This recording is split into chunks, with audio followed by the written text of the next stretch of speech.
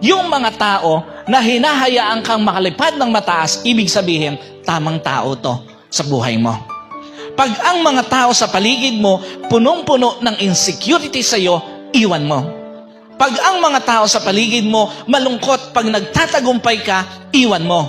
Pag ang mga tao sa paligid mo, nagdiriwang pag nabibigo ka, iwan mo.